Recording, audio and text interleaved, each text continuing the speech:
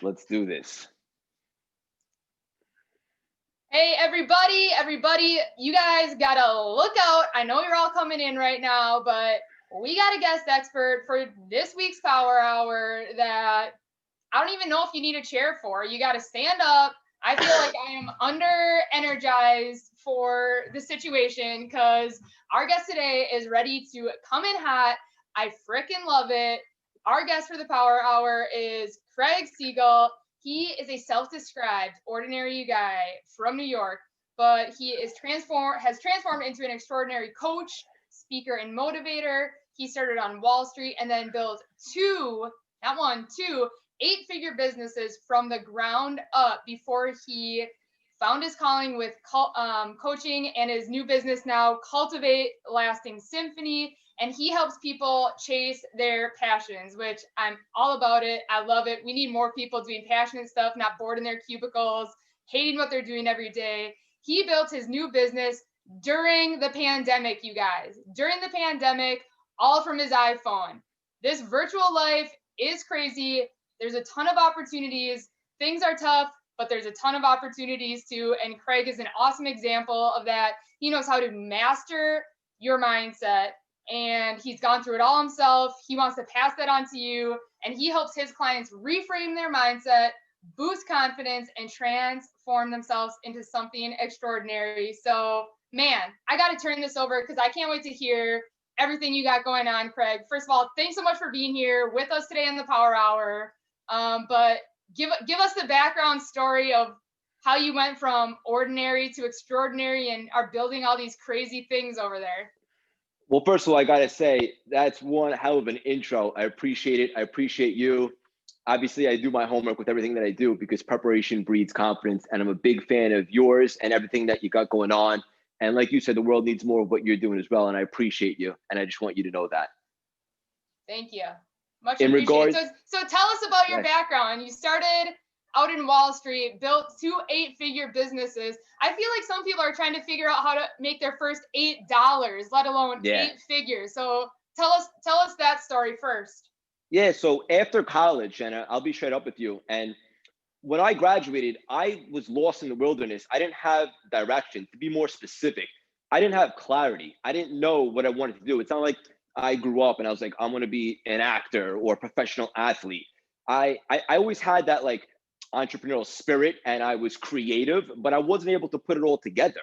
And then when I graduated college, I ended up on Wall Street doing that sort of thing. As you can imagine, when you live in New York and, you know, you think of Wall Street, you think of success, you think of money and so forth. And so I ended up there, but it was also at that time that I began my self-discovery journey and I began to study NLP and how the mindset works. And let me just be straight up. I believe that the mindset is everything. It'll either make or break you.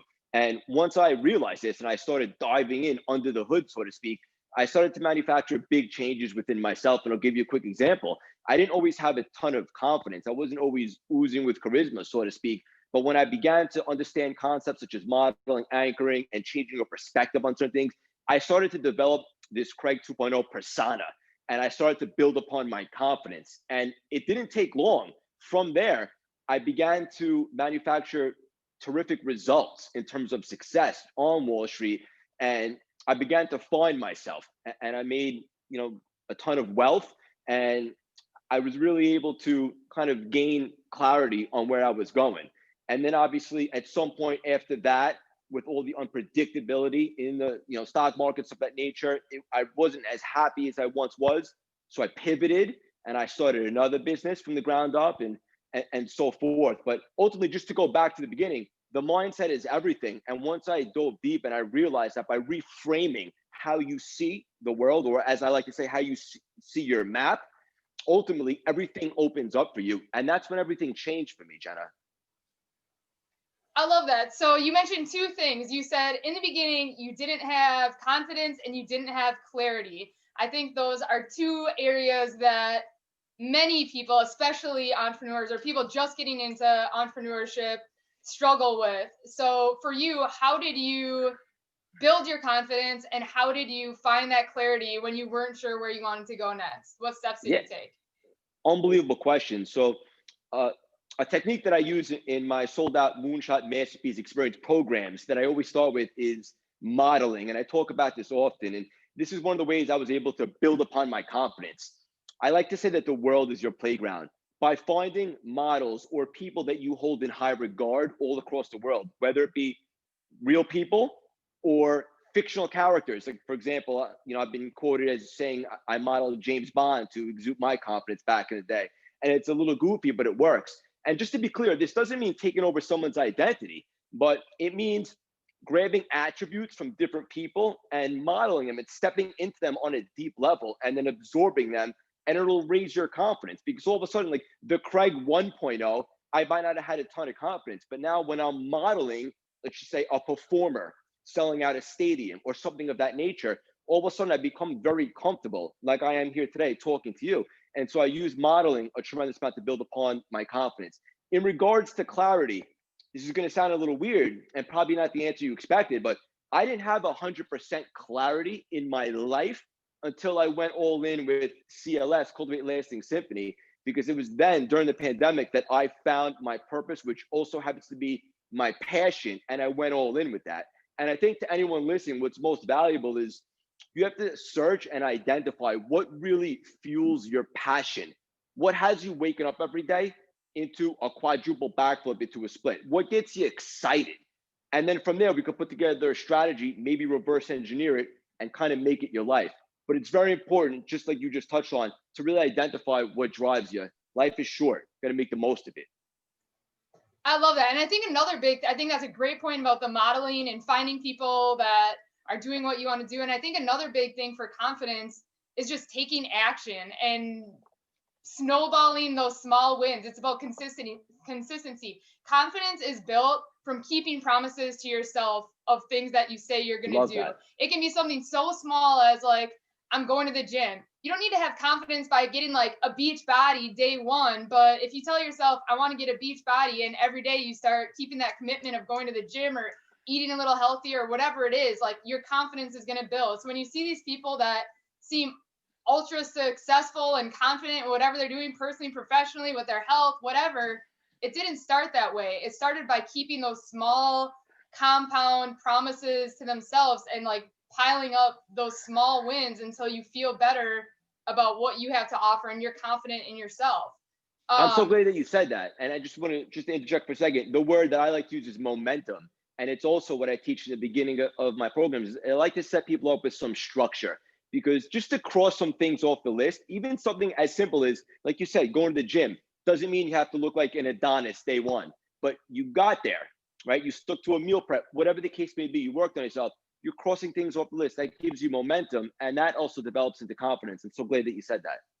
So another thing that you mentioned, Craig, was the importance of mindset. So what are some of the things that you do every day? I feel like some people think you either have this positive growth, strong, success mindset, or you don't, but it's really something that's continuously being worked on, improved. You need to cultivate it every day. So what are some of the things that you do on a daily basis to keep that bulletproof, success-driven mindset going? Yeah, and I think that's probably the most important question on the planet right now. With everything that's going on, it's very easy to get dejected. It's very easy to get knocked off course. And I'm a big believer in that people are not broken, but their frames often are. And what that means is, with the mindset, you can change the way you see the world by altering your map. So essentially, kind of like tilting your head, and you just adjust your perspective, everything opens up for you. And like I tell all my clients and a lot of my followers is this: it's all about conditioning. Because if you ate once a week, you would starve. If you worked out once a month, you probably wouldn't be in the best shape. Just like anything else, you have to condition yourself by utilizing the mindset techniques such as modeling, which we just spoke about, anchoring, and some other tools. And as you continue to beat on your craft and work on your mindset, change what you associate pain and pleasure to. And I'll just give you an example to the audience. You mentioned going to the gym. Maybe in 2020, you associated that action with a pain, but now you change your mindset. Now going to the gym is pleasurable because you have a goal, and maybe taking a day off becomes pain in your head because you revamped your mindset. And it's tools like this that can go a long way and be extremely effective.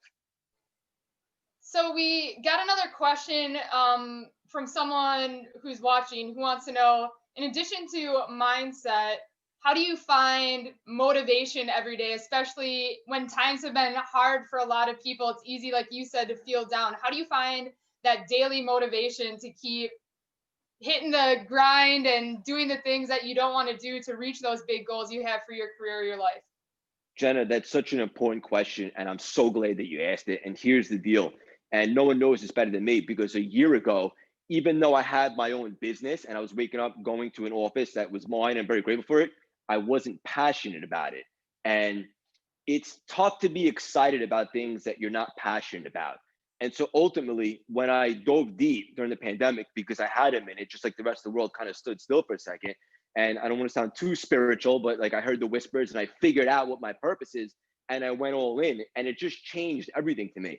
I'm so grateful to wake up and to help people, to speak to amazing people like you, to collaborate, to work on all things that I'm doing within the CLS universe, because this is what drives me. It fuels my passion. And because I was able to find that, and I'm very grateful for that, I stay on course because I'm just so excited about every single development. And so the simple answer is this: if you're having trouble staying excited about certain things, you're probably not super passionate about what it is that you're not excited about. So I urge you, dive deep and find what really fuels your fire, and you'll stay on track. Trust me. I love that. And we've talked about this with another guest on another Power Hour too. And it just has really stuck with me. I love it. You absolutely, like Craig said, need to have passion and excitement for what you're doing. And that's going to drive you to keep going on the tough days. And the other thing is purpose. So passion is more about what you're excited about. Purpose is why you're there, why you're here, to serve other people. And that can be such a strong driver too. You need to have that internal excitement, passion, joy for what you're doing. But you also, and in addition to that, need to have that purpose, which is that outside pull of how are you serving others? Like, why are the things that you're doing, making a positive impact on other people? And that outside pull can almost sometimes even be stronger than your own when you're feeling extra, beat down on some days. 100%. Another question from someone kind of along the same lines is, what advice do you have, Craig, to get through being stuck or fearful, moving forward, taking that next step in business? If you have something that's scaring you a little bit about whatever that next step is, how do you get through the being afraid feeling, not just unmotivated maybe?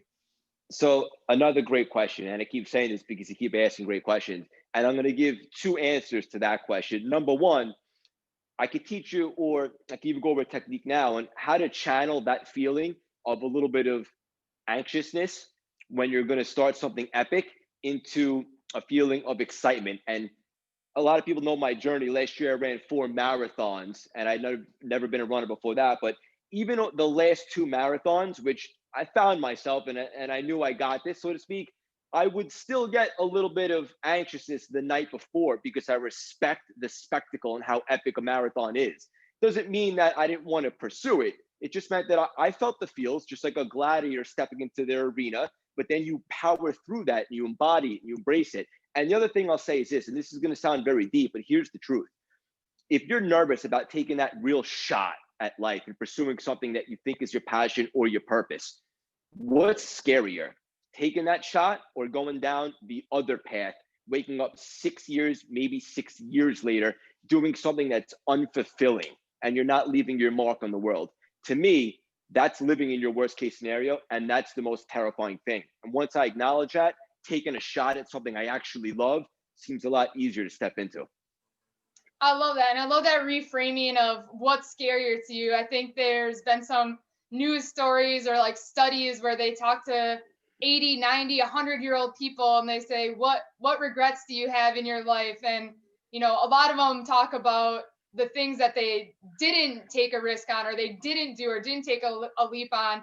I don't remember reading any ever about people who said like, oh, I tried this, but it didn't work out. It was all about the things that they didn't do. There's hardly anything in the world that, you can't recover from. And like you hear all the time, a lot of times you can learn more from a big failure than having that big success right away. So, I agree. just anytime I've taken a big risk, at least in my business, I think about, I'm like, well, I always think about best case scenario, like how can this impact my life, my business, the people that I'm trying to serve? And then worst case scenario, if this is like dive bomb, dumpster fire, total failure, like what's going to come out of that? And of course, you don't want to like jeopardize, your family or kids or things like that. But it's like, if it's just money, geez, look at all the most successful rich people in the world. They all talk about they had to file bankruptcy, or they lost this much money, or they went this much money in debt. It's like,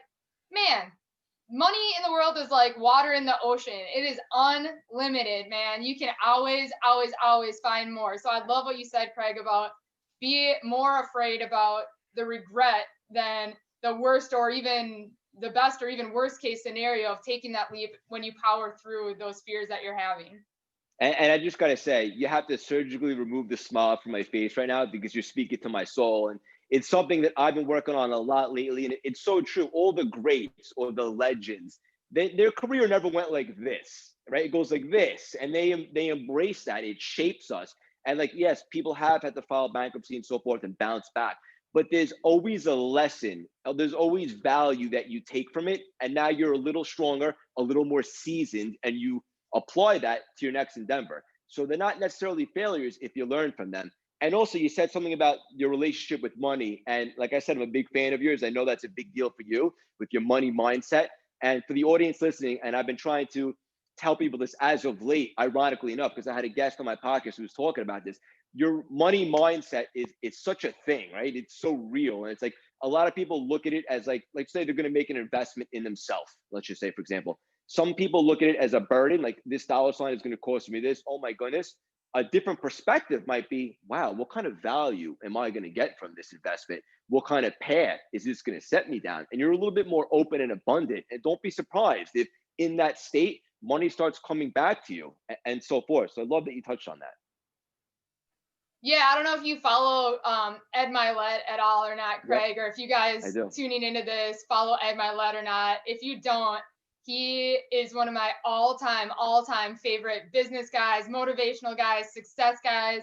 And he talks about that all the time, how people with a broke money mindset, you can tell right away in business who they are, because they're, nickel and diming and trying to negotiate cost or price or that kind of thing. And the people that are successful are trying to negotiate worth. And they might sound similar, but it's a huge, huge differentiation between price and cost, and what something you're paying for, the exact amount, versus I'll pay that amount, but then this is the value I want to get out of it. This is what it's going to be worth to me in my business, my career, my life, my family, my future, all of those things. So I love that differentiation you're talking about between cost and investment, or price and worth. It's a huge ROI, difference. Right? And then you can start identifying when you're talking to other people, even daily life or especially business stuff, you can tell like sentence one, what their mindset is like, and whether it's worth your time or not to even get involved with that type of person, because it's going to be a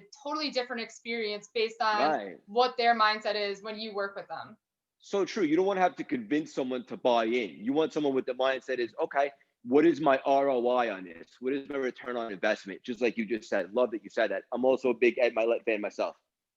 Okay, so we got another question. How do you narrow down your passion? Or on the flip side, I'll add this to my own thing. I've been, scrolling the TikTok, because 2020, if you're not on there, you got to get on TikTok. But one of the questions I saw on TikTok was, this person in the audience is asking, how do you narrow down your passion? On TikTok, I saw people saying like, what if I don't know if I'm super excited or passionate about anything? So how do you narrow it down, or how do you find that one if you're not sure what it is?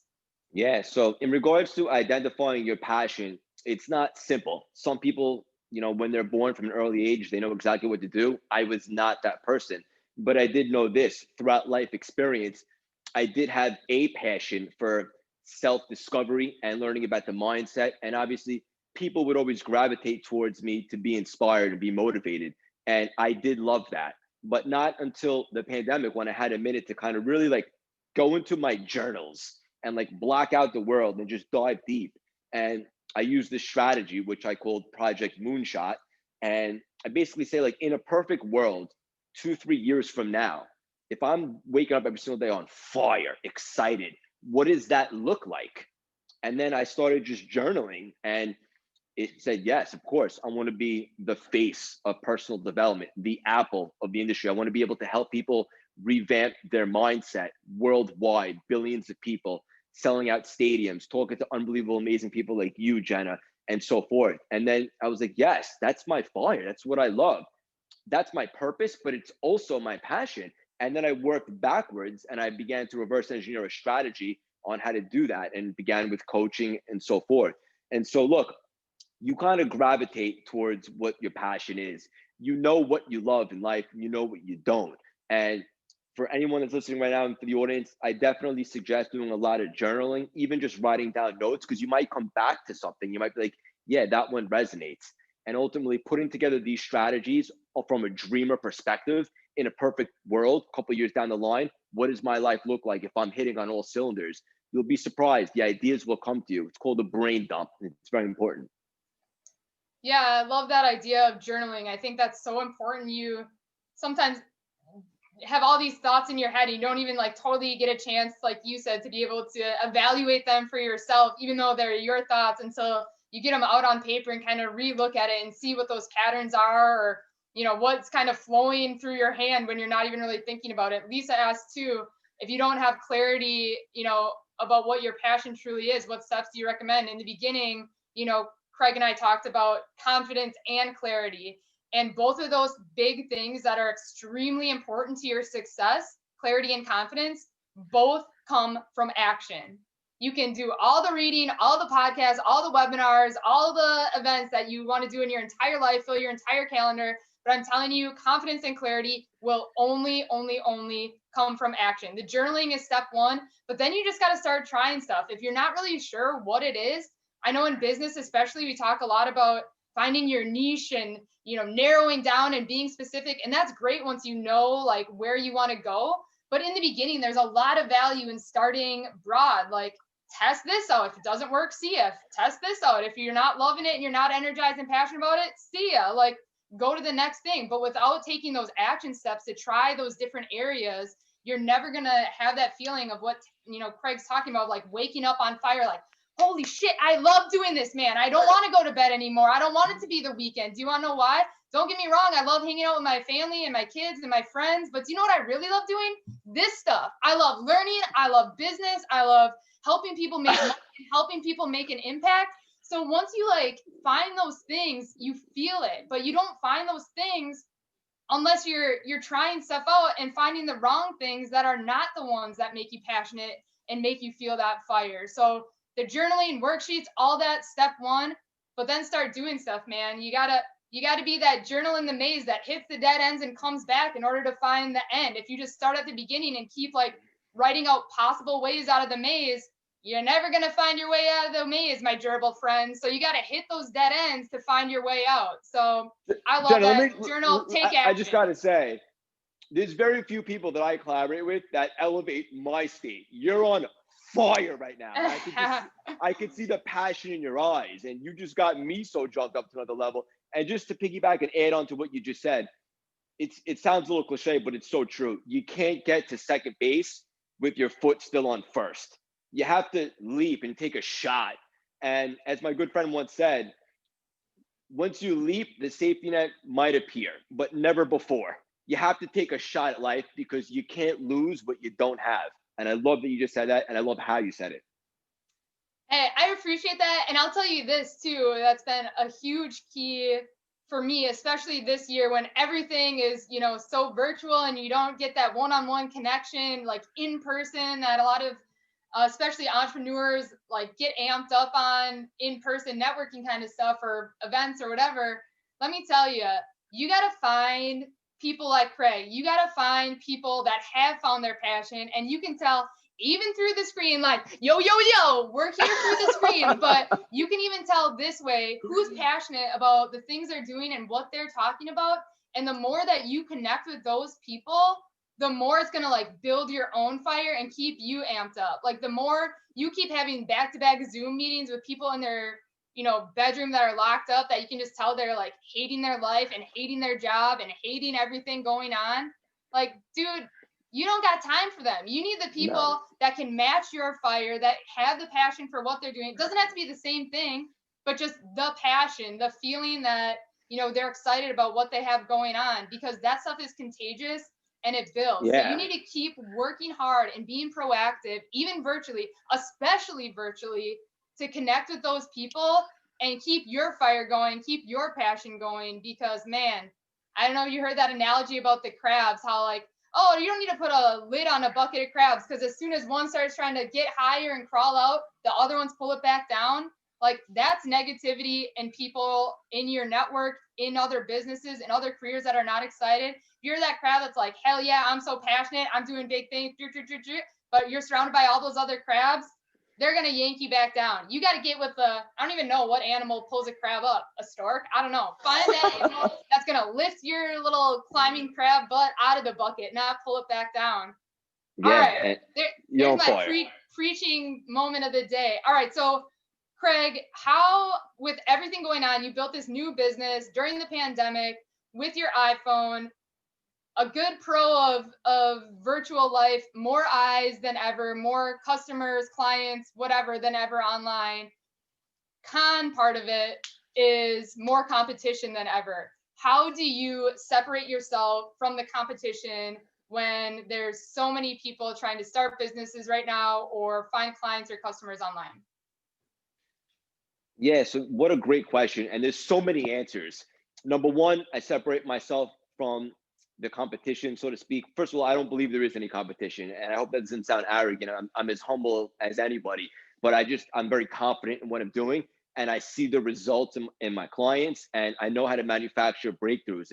And also, like, when I put out content, the one thing I said when I started CLS and I went all in, and I'm very decisive. When I knew this was it for me, I went all in right there. I said the one thing I'm going to do, Jenna, is I'm going to be as real, raw, and authentic as I am and stay true to myself. People will love it, or maybe they won't, but I'll know right away, and it won't be a facade. I'm not going to be that guy with the Rolex on, standing next to the private jet with like a quote. Like, that's just not me in this day and age. I'm very humble, and I want to help people. And another thing is my energy. It's very contagious, but it's also very positive. I have an unparalleled ability to communicate with people to make them want to be better. Because here's the thing, you can read all the books in the world, and if anyone that went to school remember having like a very like smart professor might be able to relate to this. They might have the highest IQ ever, but if they can't communicate to you, you might fall asleep in class. You have to be able to resonate with people where after they have an encounter, they want to go do something epic. They want to better themselves. They feel positive. They want to get on fire. And just like Jenna has me on another level right now, it's what I like to portray to my clients as well. That being said, and also, look, I have my own testimonial. I have done a lot of these things that I say I've done. I have started businesses into 8 figures without prior experience. I have ran 4 marathons without being able to run a mile, the year before. So I understand how the mindset works. I'm very authentic and real, and I just want to help people. And I think that there's a lot of fluff, especially now when everyone was forced to become a coach or do something of that nature, do something virtual. For me, I don't know about you, Jenna, maybe you agree, maybe you don't. I think it's pretty easy to see like who's full of shit, so to speak, and who actually has a great head on the shoulders and who's doing the right thing. What about you?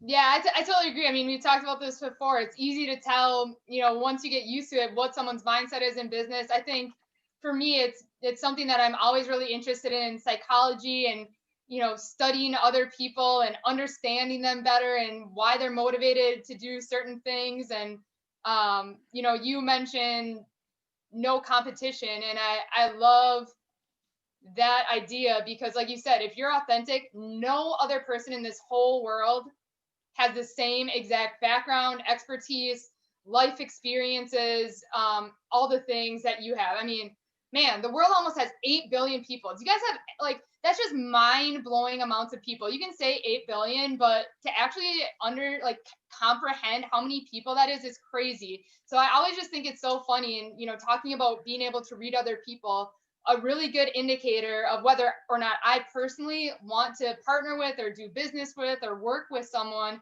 is right off the bat if they are worried about what the competition is doing. They don't want to share their information because it's going to get stolen, like all this stuff, like scarcity mindset. Do you know like how many people could be doing the literal exact same thing as you across the world, and all of you could be insanely successful, like multi-millionaire, billionaire people, because there's so many people in the world to serve. So it's so easy to see like, hey, if you're valuing collaboration over competition in our conversations, I can tell right away like you're doing the right stuff. You're going to be way bigger than the people that are like, you need to sign this non-disclosure. I don't know if I want to share my new idea yet. I don't like, oh, well, we're pretty much doing the same thing, so I don't want to, work with a competitor. It's like, dude, that's not it. I'll tell you who's kicking the most butt out there. The people that collaborate, the ones that can add the most combined value, they bring their unique experiences, their unique backgrounds. Unless you're doing like some extreme NASA rocket science or like deep earth biology, like business, you guys, there's not that much new info in the world. Like, you want to talk about networking?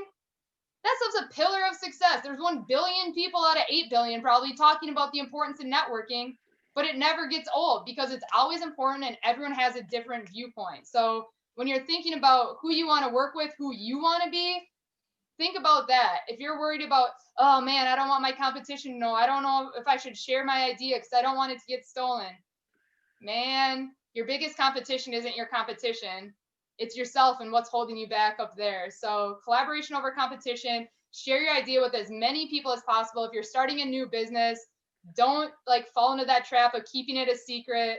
I can guarantee you that the money and the success is in the execution, not the idea. So you can share the idea you have with every person in the world, and 0 people out of 8 billion will be able to execute it the way that you will be able to. So get the word out, share it out there. That silence and secrecy is going to kill way more business plans than your competition stealing it or stealing your customers or your clients or any of that kind of stuff. I absolutely love that. And let me just say, what I absolutely love about Jenna, the audience listening, is Jenna, right? So like when I started CLS, I got a whiteboard because that's what entrepreneurs do. And I had a moment of imposter syndrome for a second. I was like, who's gonna, want to work with me? And then it hit me. What's proprietary about Craig Siegel is in fact Craig Siegel. Just be me and I'll find out what the deal is. And for anyone that's watching, take what Jenna just said to heart and take this. What's proprietary about each and every one of you is in fact you. You are special, you are unique, and you do have something to offer. And run with that. Let that be your motivation. Forget the formula. For sure. Okay, so I know you're big into, I want to go back to this quick because I know it's so important, is like this mindset stuff. And we talked about the importance of action, but step 1 is that, journaling, working stuff out, doing a little research. You got to do a little research before you get to the action part, 80-20 rule I like to go by. But what are some of the books or resources, especially around mindset or just success in general, that have been super helpful for you or that you would recommend to others trying to figure out some of this stuff around mindset, confidence, clarity, entrepreneurship, whatever it is? Yeah, so I thought you'd never ask. So on my dining room table, I have about 7 journals, and they're all for different things. And one of them is a lot of notes from all the different books that I've read. So this way I can come back to my journals and my notes, and you don't necessarily have to read entire book again. 3 books off the top of my head that I absolutely love, like right now, like this season that I'm in, is the 48 Laws of Power, which essentially is a deep dive in like a lot of the historians and a lot of the great conquerors from back in the day, and how you can apply those same mindsets to business today. And I just find it very fascinating. Another one that I like to read often is The Power of Positivity. You can never get enough of that. Glass half full and just looking at things from a positive attitude. Instead of being strung out, I always like to say, reaffirm your assets and watch your whole state change. Count your blessings. And a third one that I've been into recently is The Secret, which is all about the law of attraction. And let me just be clear about this one, because this one's a little controversial. You have to have a game plan before The Secret is going to work for you. You can't just manifest a new Ferrari to appear in your garage. But if you're on the right path, if you already have clarity and you're living in your vision, and then you absorb the law of attraction, the universe will work in your favor. But you can't just manifest it with no game plan. You have to have a strategy. So off the top of my head, again, I'm a big reader, but those 3 books come to mind as we speak. I love those. Hey, and if you guys want a quick like cheat on the secret, you want to give your eyeballs a rest for a minute, there is an awesome video movie version of it on Netflix or Hulu right now. So Katie Holmes, go check it out. The Secret's on there. It's super good. And there's some hot gentlemen in it as well for you ladies out there. But yeah, I love The Secret too. Love the book. I haven't read 48 Laws of Power, but I'll for sure check that one out. Again, in terms of resources, this is one that I love, literally called the Mastery Journal. It's all about every day, like what you're focusing on, what your time blocks are on. I'm super ADD. I get excited about a lot of things. So it helps you bring it in, rein it in, be like productive in those time blocks. But I think it's so important, especially with everything being virtual, whether it's a planner or a journal or some combination, a notebook. There's power in like physically writing something down and doing it in your own handwriting. Be old school. Don't do everything on the computer. Figure it out with your planner, your journal, your notepad. Get some writing down with your pen and paper. And I think that makes a really big difference for sure. Absolutely agree. Do you have a morning routine, or when do you do this journaling and stuff? Is it, I'm always interested to hear if people have a morning routine, nighttime routine, both, or what works best for them, if anything? Yeah, so my morning routine, I'm pretty disciplined, and I wasn't always like this, let me be clear, but I'm a big believer in structure, and it's really helped me cultivate this 2.0 persona and just be so much more productive with life. It removes procrastination. It's hard to go rogue and go freestyle when you have a game plan. And so I wake up, I eat a little something, and then I work out every single day. And then, I start at it with the CLS stuff, whether it be coaching calls or putting out content or collaborating with amazing people like you or working on my podcast. There's just a million things going on right now, which I'm very grateful for. But in regards to journaling, I have them spread out on my dining room table, and each book does something else for me, and they're all open 24/7. Throughout the day, when I get something that comes to my head, or if I just saw something on TV, or if I heard something like speaking to you today, I might get a few nuggets from, I'll go into the journals and I'll write something in. They're always open. It's 24/7. For me, I know that's a little strange because a lot of people like to allocate a certain time of the day for journaling, and I totally respect that as well. But for me, I'm always sharpening the axe, as I like to say. I'm always going to my journals almost 24/7. Yeah, I'm with you. I love that. You gotta, write it down when the idea hits. I always use the notes on my phone too. Send myself a note, take action right away. Yeah, but I just think that's really interesting, morning versus night, especially if you have kids. I don't know if you have kids, Craig, but I have a almost 2-year-old and 3-year-old. So morning time, you guys, especially if you have kids, I feel you. You read all these things like you got to have this morning routine for success. And I'm like, that is out the window because I'm getting like a Minnie Mouse pancake thrown in my face. So I'm not getting up at 4 a.m. before my kids because no one the rest of the day is going to want to talk to me because I'm going to be a raging, not nice person if I'm needing to get up at 4 a.m. I don't care if I go to bed at 4 p.m. Like, it's just not working for me.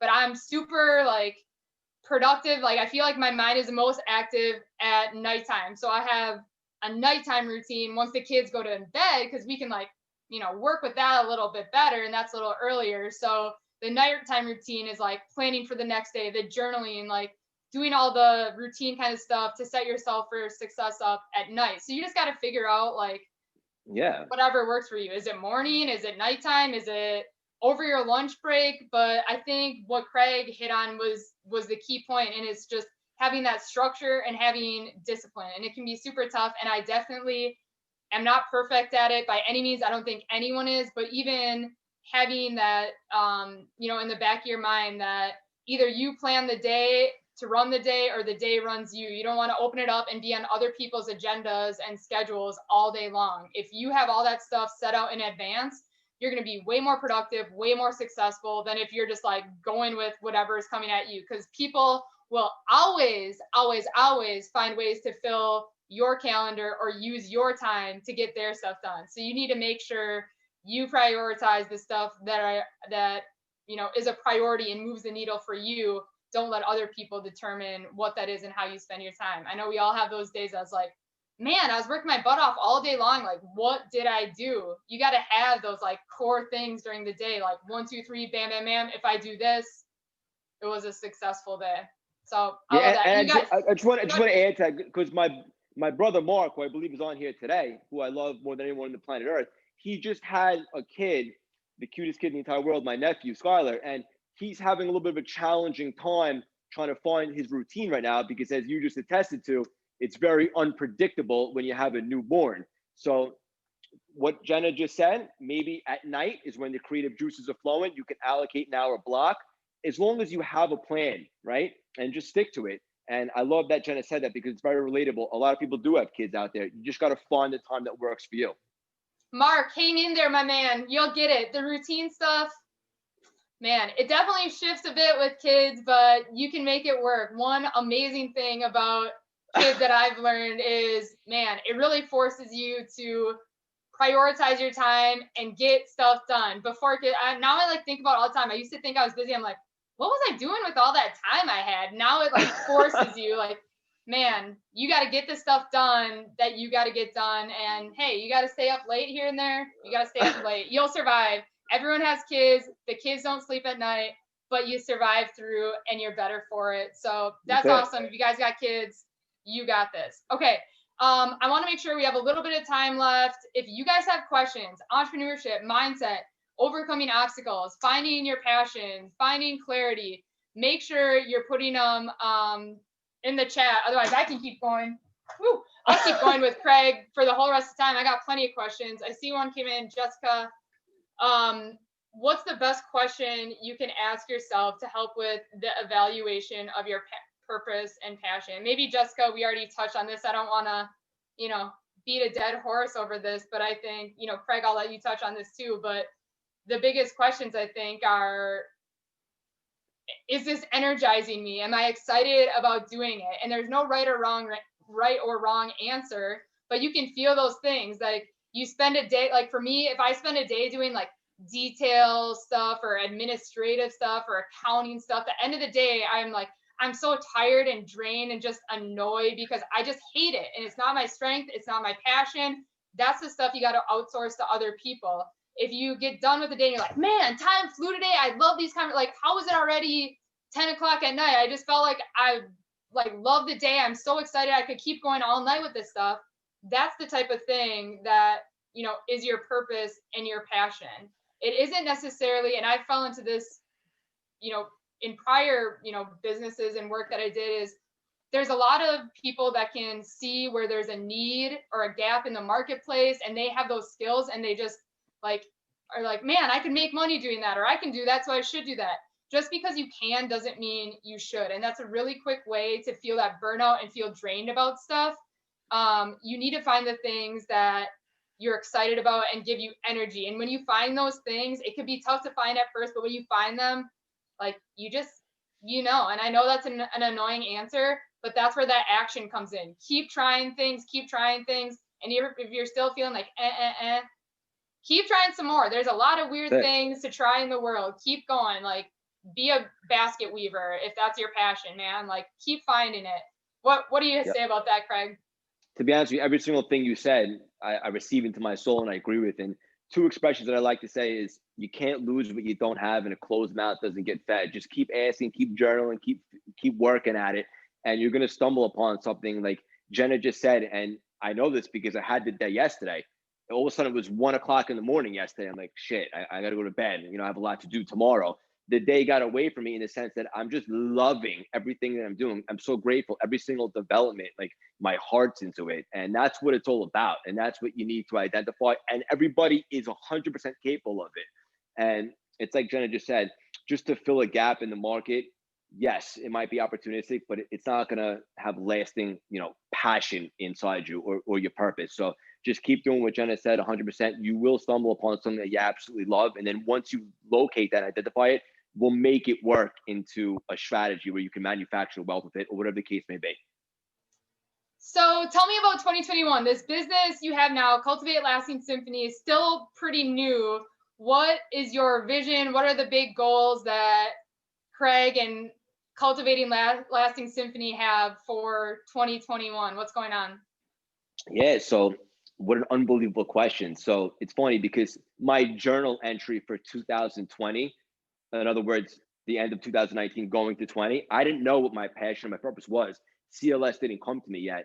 And ironically enough, looking back, because that's how you connect the dots sometimes, my journal entry on New Year's Eve was the rise, because I was in the mindset that I wanted to do something more with my life. I wanted to make an impact. And now looking back, of course, 2020 was the rise of CLS, and 2021, and I say this as humbly as I possibly can, and I hope it comes across the right way, is it's all about the explosion.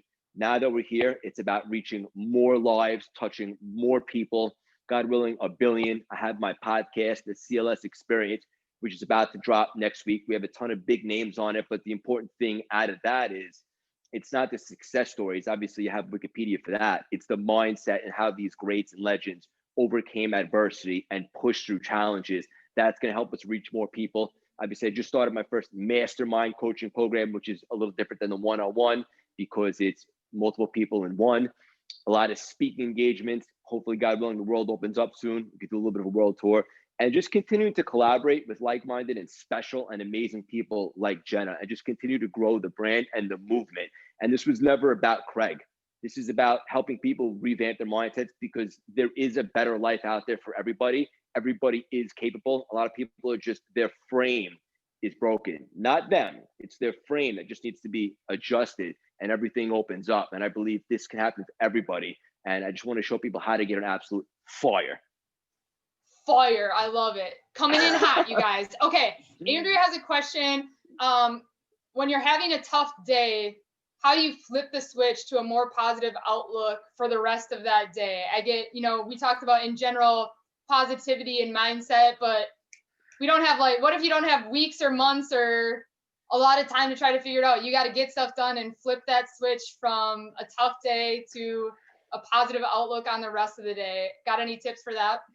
As a matter of fact, they do. And that's so important, because I believe that when you're in an elevated state, like you and I are right now, the answers about how to do things come to you and you just figure everything out. When you're in a lowered state, which sadly most people are these days, you're looking up at the world. It's like everything's an obstacle. So how do you get into an elevated state so you can kick ass on a daily basis?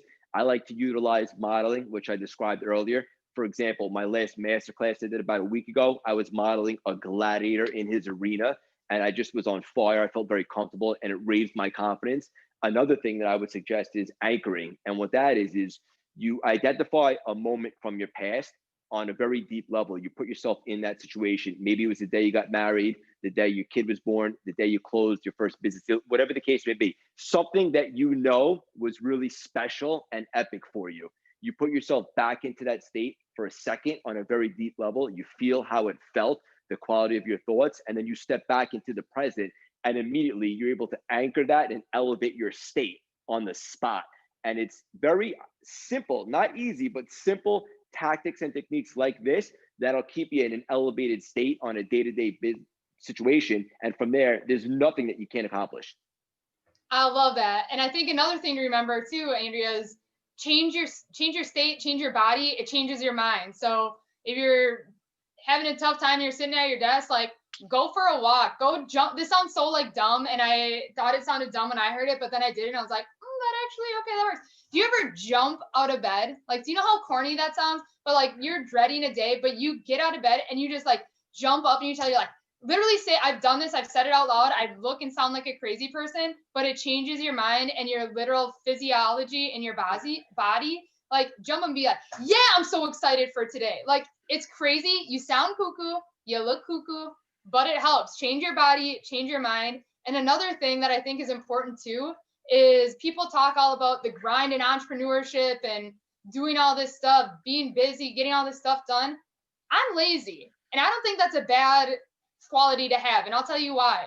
You don't want to do as many things as possible in a day. You want to do the things that move the needle. You want to work smarter, not harder. If you can do something with one click of a button, you're not lazy. Isn't bad for wanting to do it with one click if other people are doing it in 20, if it gets the same result. I'm not saying be lazy and be a turd, but I mean, use that in the essence of how can I be smarter about what I want to do? So for this example, if you have a rough day, you hear a no from someone, you lose a client, you're down, whatever, think of that lazy mentality if you're not motivated and be what is the smallest possible win? Like, what is the smallest thing right now that's going to like inch me? Like, I'm going down this negative tunnel, feeling like crap today. What's the smallest possible thing that's going to start like edging me this way and turn around? So if that's like, I'm sitting in bed and I got this email that sucks, it's get out of bed and take a shower or get my coffee. Okay, what's the next smallest win? Okay, send an email to someone that could be a new client. Okay, what's the next smallest win? And it's all about, Craig mentioned this in the beginning, it's all about that momentum and piling up those small wins. It's tough to go from having a tough day, feeling like crap, to like some big, excited, awesome thing. But if you start being like, oh, okay, I can shut off Netflix, or like, oh, okay, I guess I'll get off the couch right now, or like the smallest thing that doesn't seem like a big deal, once you start stacking those things up and those small wins, that momentum is going to totally change your mind way faster than if you're just trying to figure out like the big thing to go from crappy to happy.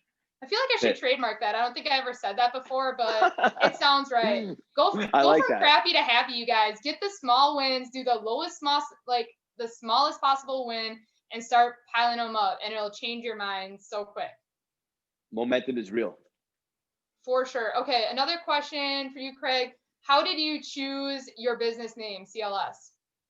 What an unbelievable question. So ironically enough, or maybe not, CLS also happens to be my initials, Craig Landon Siegel.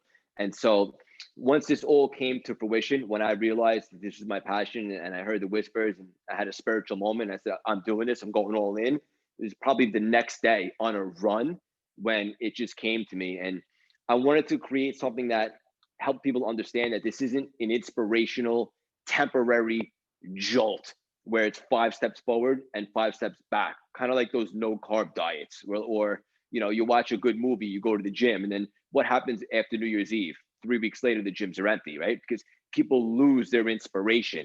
I wanted to create something that lasts forever. And I believe a shift in your mindset and perspective will last forever. So cultivate was an easy word. Lasting was an easy word.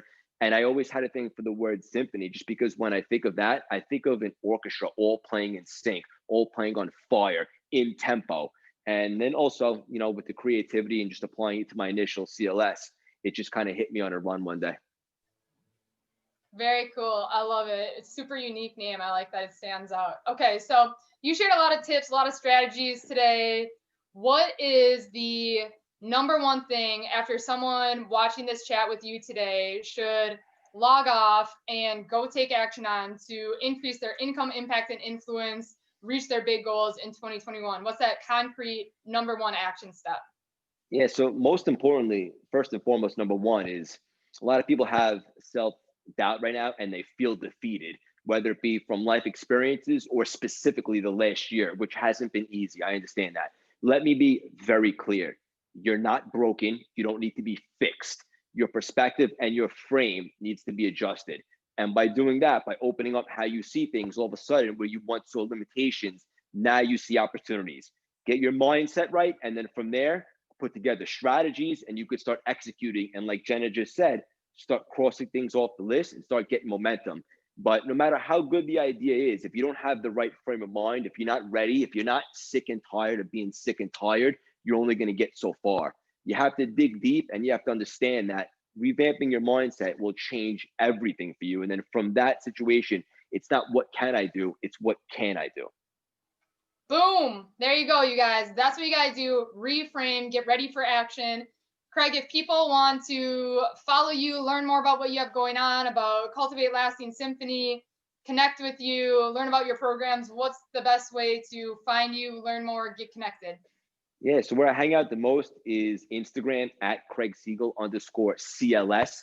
Also on Facebook, and I have my private group, Cultivate, Lasting, Symphony, which is also the website. YouTube channel, Craig Siegel, and anywhere you listen to podcasts, subscribe right now to the CLS Experience. Season 1 will be dropping next week. Woo! You guys need the CLS Experience, and this has been awesome. If there's no last questions, 3, 2, 1, you guys. This is your last chance to ask Craig a question. Otherwise, you got to hop over on Instagram, follow him there, download and subscribe to his new podcast that's coming out. Check out his website. He's got a lot of cool programs, masterminds, a Facebook group he mentioned. He's kicking butt over there. If you want some of this dropping bombs, energy, standing up for presentation style chat that Craig can bring to you, we talked about how important it is to connect with those other people that have that fire and have that passion, because it's going to help, you know, ignite your passion for what you have going on too. And just, it's like, I feel like when you go to like a holiday at your family's house and you have that other crazy cousin, and then like the more you're together, you just amp each other up more and just like pisses your grandma off. Is that just me? Am I like on this trend? But Totally understand. you need to find those other entrepreneur people, those other people that you get in a room with, you get on a Zoom call with, and it starts just like popping off from there, because that's how big things happen. So Yeah. go follow Craig, hit up his Instagram, hit up his podcast, CLS Experience. Craig, thank you so much for taking time out of your busy schedule today to share your insight and expertise for the P5 Power Hour. And you guys, mark your calendar every week, Wednesday, 1 o'clock Central Time. We're going to bringing you the best of the best, top industry experts on all different categories, topics that will help you increase your income, impact, and influence, and reach bigger goals than ever, make more money than ever, and have a bigger impact than ever in 2021, regardless of whatever craziness is going on in the world around us that we can't control. So, Craig, thank you so much. I appreciate you, man. You're awesome. Thank you so much, Jenna, for everything that you do. I'm a big fan. Your energy is contagious, and I appreciate you. Keep doing your thing. I'm a fan, and I can't wait to watch you fly this year. We'll see you guys next week. Go check out Craig. We'll see you next Wednesday, P5 Power Hour, 1 o'clock Central Time. Have an awesome week, you guys.